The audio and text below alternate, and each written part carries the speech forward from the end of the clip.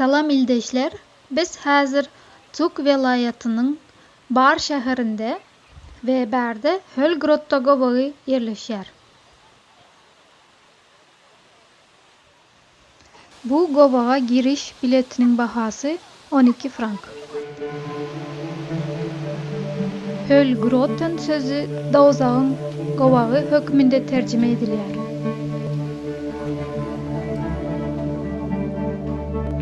Hölgrottynyň gelip çykyşy we onuň açylyşy.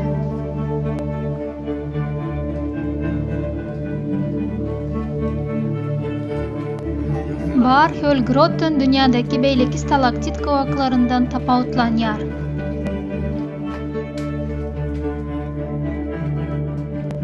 Beýleki gowaklar ýerasty gaýalarda ýerasty suwlar bilen döredildi. Olaryň her biri millionlarça ýyl dowam etdi.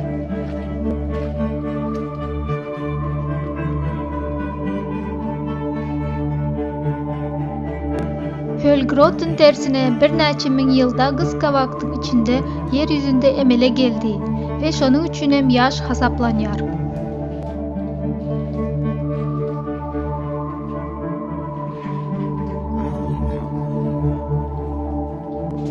Hölgrotten 1863-nji ýylda tufa gurulşyk maksatly gazalanda tapyldy.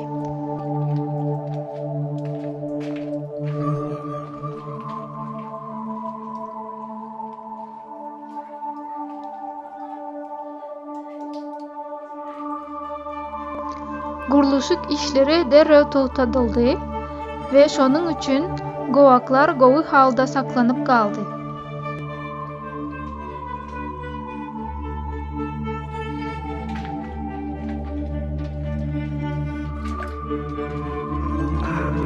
Tapıcı we döwlet geňeşçisi Schmidiň ogly gowak köllerini suwdan boşaltdy, goňşy emlaklary satyn aldy we ähli gowaklary bir ýere toplady.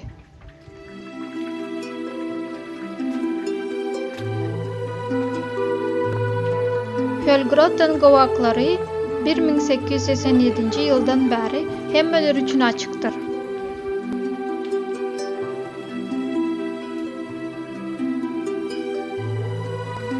Peri gowaklary we jadyly gala.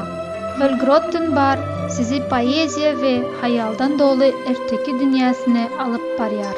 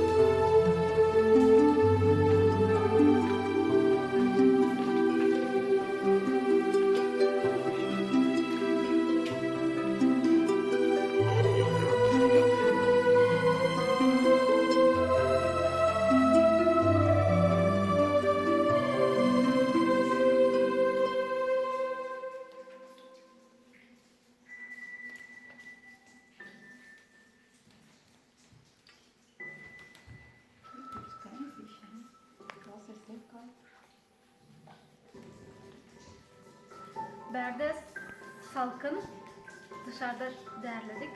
Berde üşüyez şimdi. Su damlıyor üstümüze. Su da ören soğuk. Здесь внутри очень красиво, но очень прохладно. Мы сейчас замерзаем.